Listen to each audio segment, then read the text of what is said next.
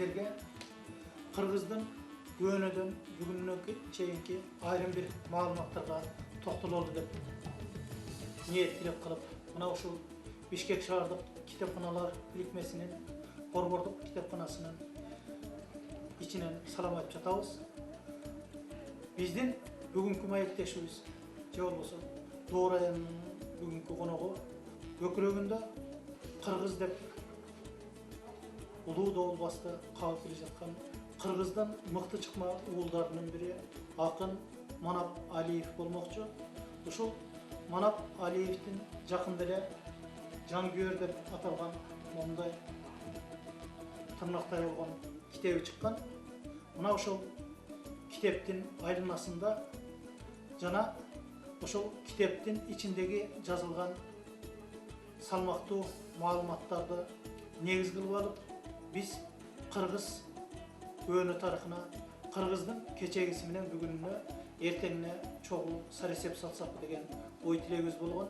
Албетте, мен бүгүнкү сөздүн башын ушул Алпыл Осмонов атындагы сыйлыктын ээси акын Манап Алиевдин Аткан таң менен кошо турам деген ырлар түрмөгүнүн бир мерчеми менен сөзүмдү баштагым келип турат.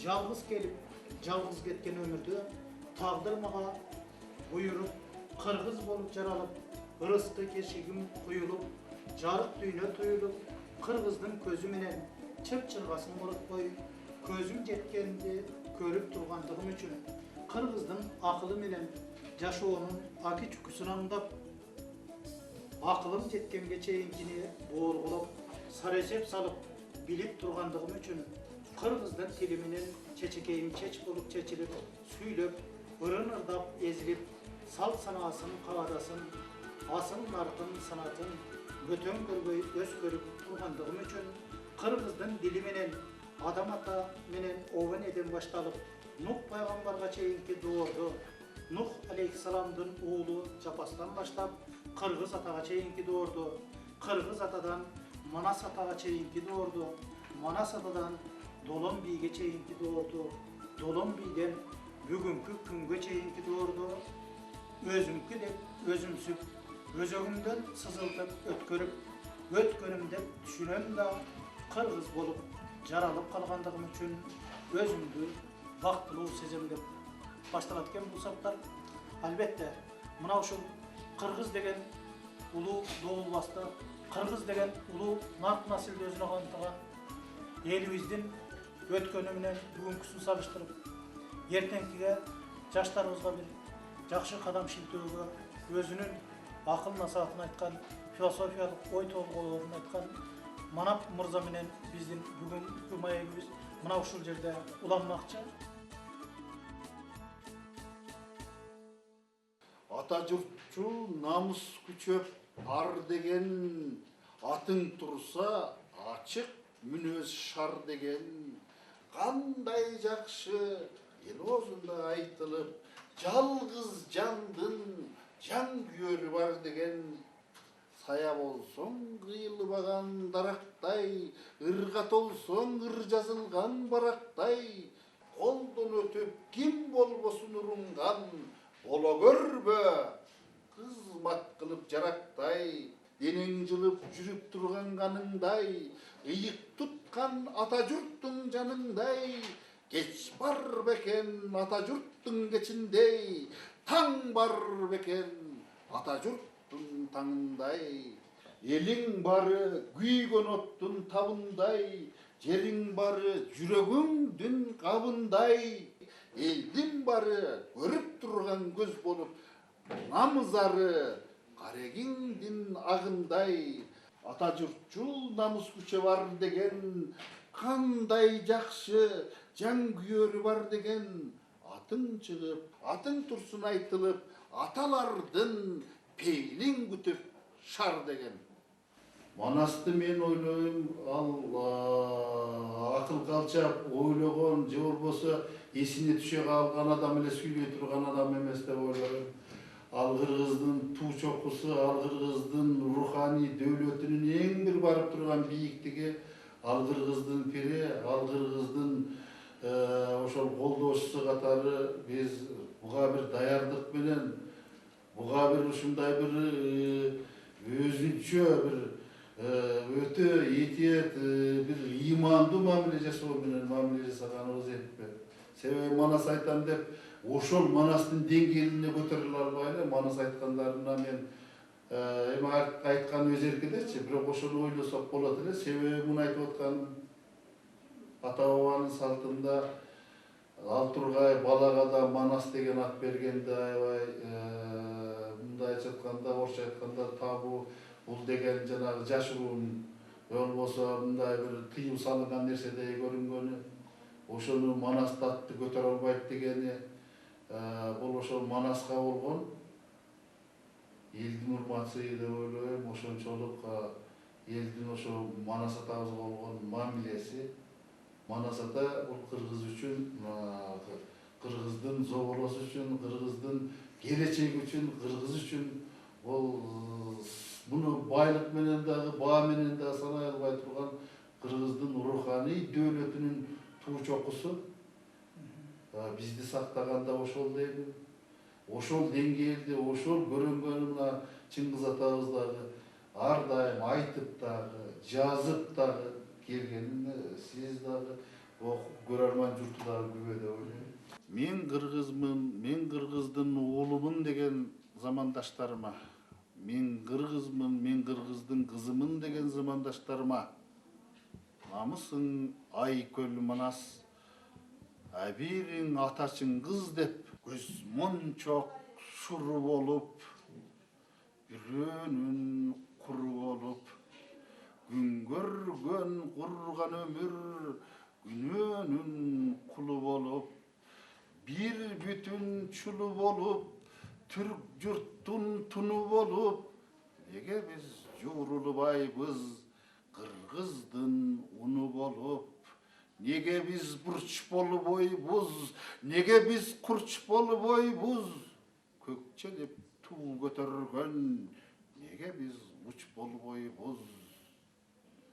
Кудайдын жолу күндөй, надандын жолу түндөй, буюккан куюндагы, булуккан бооң үндөй, Кудайдын жолу жылдыз, күн көрүп келет кыргыз, душманы мукураган, түг жоюп союп кыргыз, түг жоюп союп кыргыз, айланам сенден кыргыз, намысың Айкөл Манас, абириң ата Чыңгыз.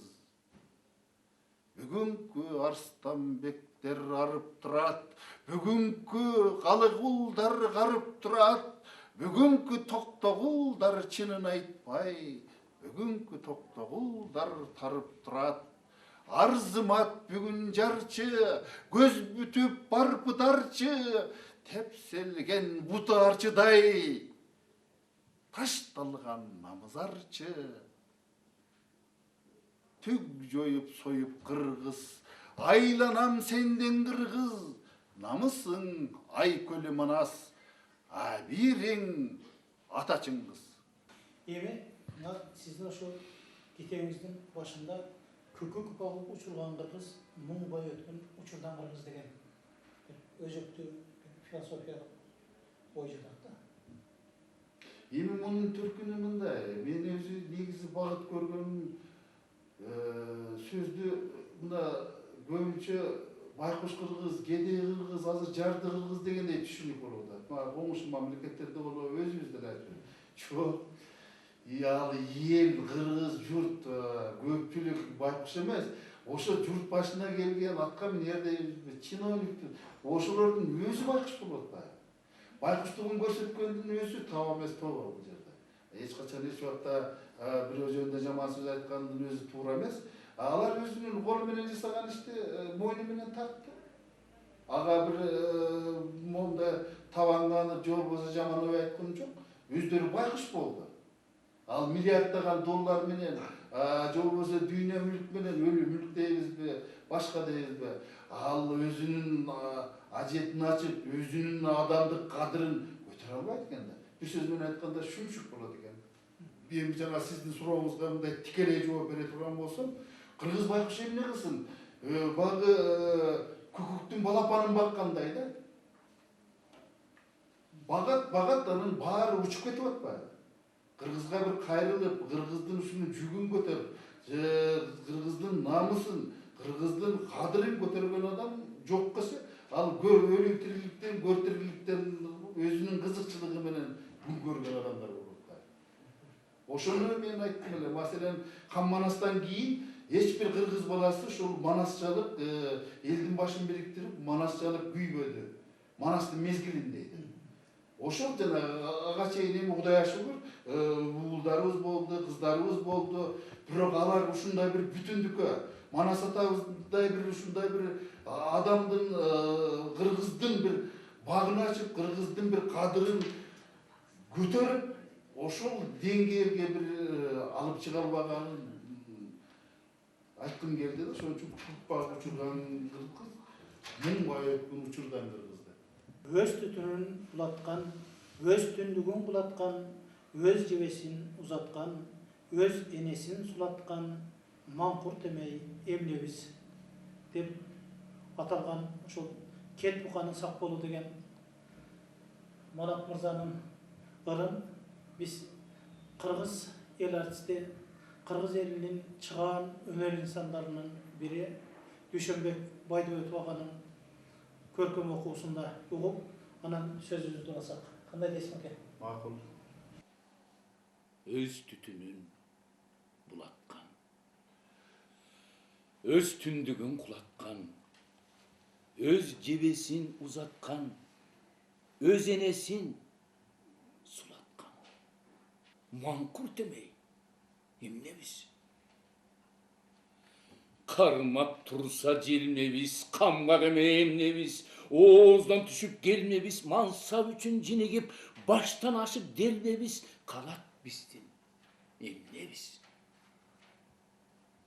Түбүң түшкөн дүнүйө, түбү керип пендебиз. Түңүлгөндөн айтпадым, үңүлгөндөн байкадым. Кет Буканын сак болун күйүнгөндөн айтканым. Көк кыянын кыясын, кыян жууган Кет Бука, көгүчкөндүн уясын зыян бууган Кет Бука, басып жаткан тукумун жылаан тууган Кет Бука, көңүл калып суушкан, колун үзүп жуушкан, тууган эмес туушкан, айлык тууган Кет Бука. Zaman geldi ушундай байлык кууган Кет Бука. Жууп турган кыяндын, бууп турган зыяндын, кези келди Кет Бука, тууп турган жылаандын. Кулу болгон пулдуунун, тулу болгон кундуунун, кезең келди Кет Бука, наны болгон ундуунун. Алыс замандан аяңдаган Кет Бука, азыркыны көргөндөй баяндаган Кет Бука. Кеңирсиген дүйнөгө сыя албаган Кет Бука, жамандыкка өз журтун кыя албаган Кет Бука. Торко болсун турпагың, ушул бүгүн урпагың, кыргыз тапкан өзүңдү, кызып кызый чуркагың. Биздин нарк населибиздин бөксөрүп бараткандыгы эмне деп ойлойсуң? Совет доору орногондон баштап атадан балага уланган улуу көч үзүлгөндөй да. Баягы наркты, насилди, санатты, санжыраны баарын алып келгендердин баарын бай деп, молдо деп, эшен деп жок кылгандыгы. Андан кийинки ошолордун тарбиясын алып калганда баш көтөрүп өзүңүз билесиз, 37-жылкы, 33 жылга кулакка тартканды. Анан кийин жана Сталиндик атууга кеткен. Андан кийинки ошол дагы анча-мынча көрүнгөнү согуш жок кылды да. Анан ортолук бош калып атпайбы? Анан ошондо же кыргыз эмес, же орус эмес, же европалык эмес, мындай бир орто сар деп өзүнчө бир башка типтеги, башка түшүнүктөгү, башка көз караштагы Кудайга шүгүр баягы тилибиздин сакталып калганы, анан бизге кыргызга гана мүнөздүү сапаттардын баары жок болду да. Себеби дегенде коммунизм курам дегендин өзүндө манден болуп жатпайбы, баш айланып.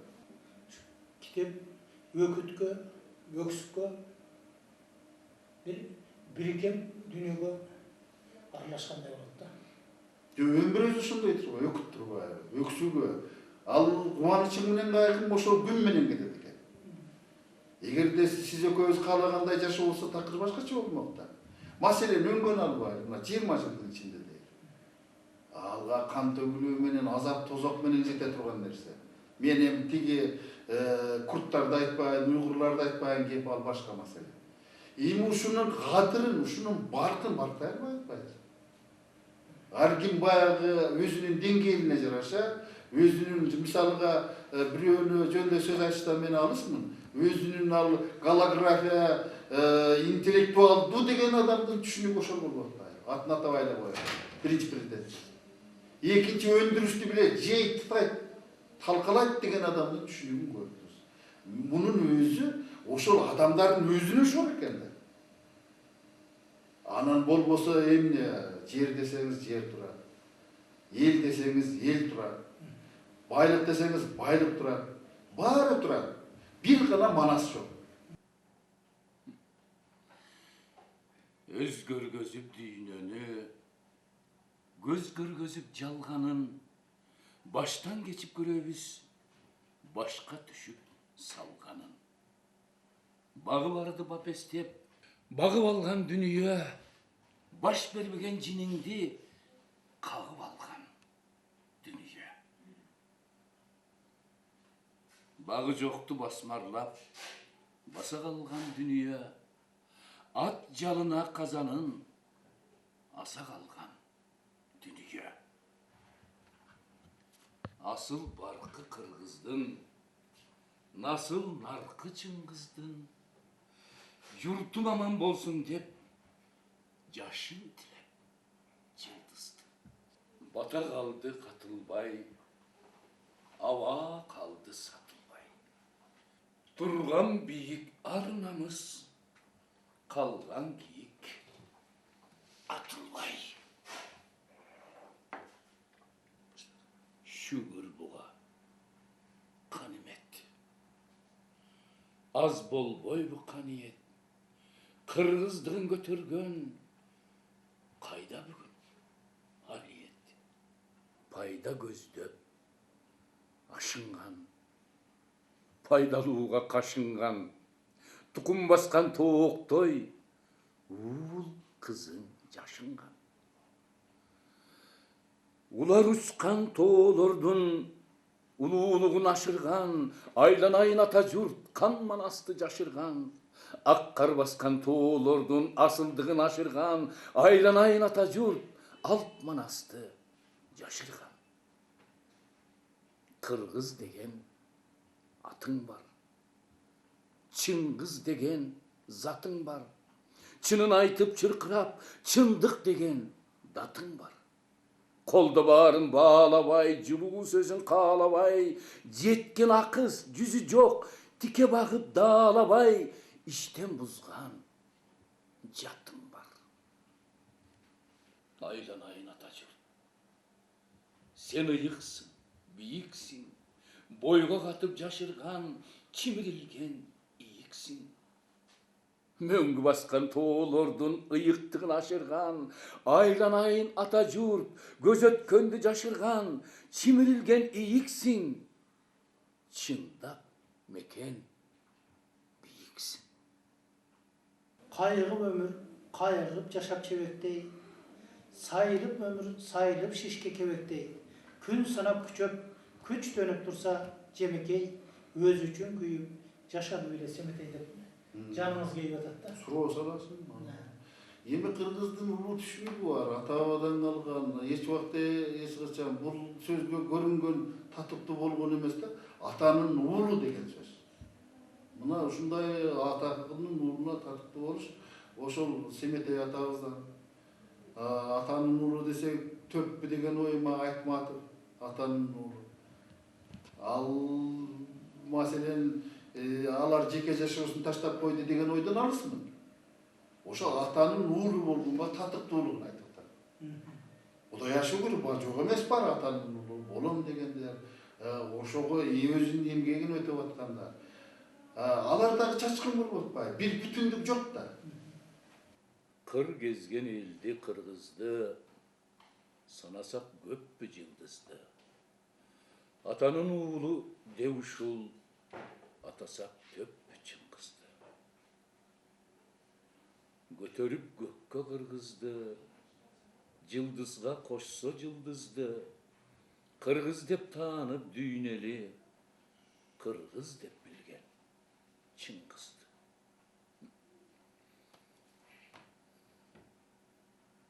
Калдайган караан, көктө эмес, калдайган караан, элделе. Артынан сүйлөп мыңк деген айрымдар кургур, пенделе. Калдайган караан чыңгызың, асманда күйгөн жылдызың, кай жерде кантип жүрбөсүн, көңүлдө баккан кыргызың. Келгенде сөздүн кыябы, айтуубуз керек сыягы, ойлор турса чалкытып, ааламга чыңгыз сыябы. Болгондур болсо кыябы, көрө албас пенде сыягы, кылымга тете бир күнүн колунан келсе тыябы. Айырып оокат корунан, бошотпой кармап торунан, атасын аткан чыңгыздын чыгарбай камап орунан. Учуру турса куурулуп, камырдай ийкем жуурулуп, азамат Чыңгыз Айтматов замандан чыккан суурлук. Кыр кезген элди кыргызды санасак көппү жылдызды. Атообуз керек, ата деп айтканым төппү Чыңгызды. Далай-далай тагдырды, жакшылыкты, жамандыкты башына өткөргөн улуу элдин учуна, кыска элдин кыйрына ушул айткан сөздөрүбүз эм болсун, дем болсун, элибизди бир жакшыга жетелеген өзөк болор экен, өбөк болор экен деген тилек менен айтылып жаткан тилектер туурабы экен? Ооба. Эми биз бул кыргыздын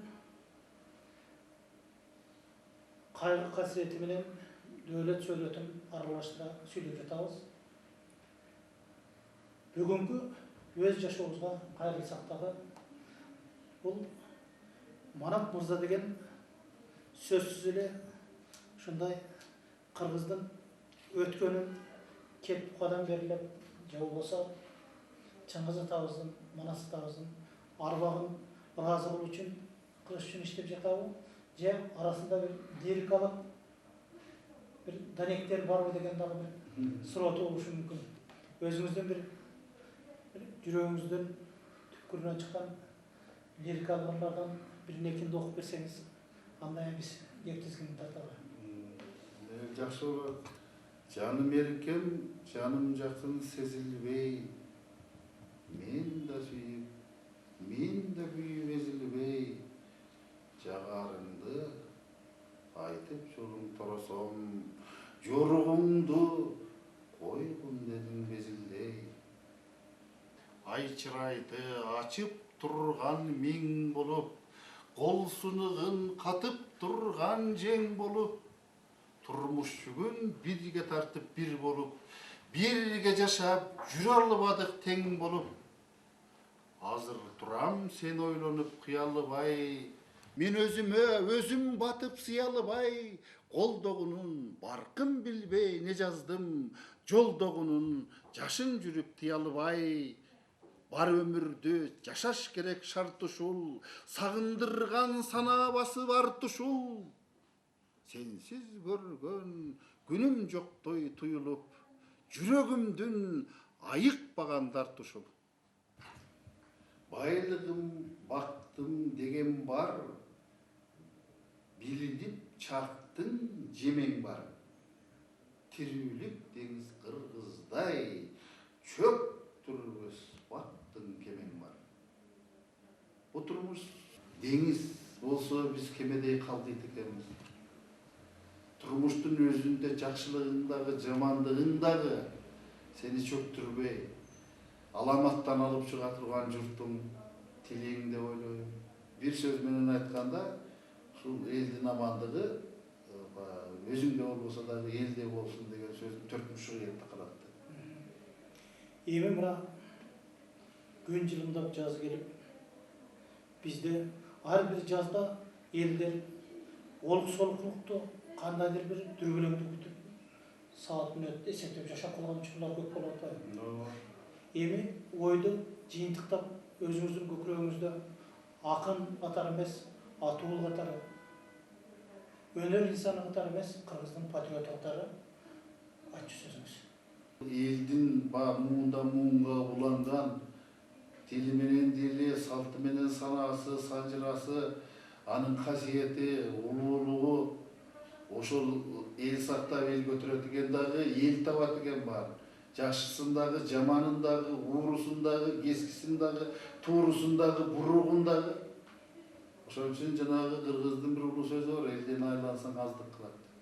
Ушул элинден ушул чайпалбаса, төгүлбөсө, өзүнүн көрөңгөсүн, өзүнүн кудуретин, өзүнүн шыгын, өзүнүн ата бабанын салты менен, санаасы менен, ак түстү сүйгөнү менен, эл жер үчүн күйгөнү менен, көңүлгө ар дайым бул улуулукту, ошол наркты насилди түйгөнү менен өзгөчөлөнүп ушул доорго жеткенден кийин ошол санаасын, ошол чыпчыргасын коротпой, ошол жанагы көкүрөгүндө, дилинде, дитинде сактап алып өтсө деген тилек. Элдин бардыгы, элдин амандыгы бизге зор болчу. Ак тилден айтып аткан эл журт жөнүндөгү сөзүңүз, ак тилден айтып аткан ошо уюткулуу журт ээси болгон уңгуру кыргыз элине болгон сиздин таазимиңиз биздин жалпы көрөрмандардын жүрөгүнө эң дары болуп, ушул сөздөр элибиздин эртеңки ишенимдүү кадам иштешине бир тамчы болсо да пайдасын тийгизсе, бүгүнкү жасалган ишибиздин көрсөткөн көрсөтүүбүздүн бир майна болуп чыккан болот. Сиздин дагы ишиңизде ийгилик болсун, жакшылыктар жылуулуп, ийгилик коштоп жүрсүн демекчибиз. Сизге да ийгилик болсун. Сизге да ийгилик каалайм, бар болуңуз. Рахмат, атыңыз келсин. Урматтуу телекөрүүчүлөр, биз менен бүгүнкү Доор аянынын маектөрүндө Балкул Осмонов атындагы сыйлыктын лауреаты, Кыргыздын чыгаан уулдарынын бири акын Манап Алиев мырза болду. Кийинки көрсөтүүлөрдөн, кийинки жакшылыктардан амандашканча саламатта калыңыздар.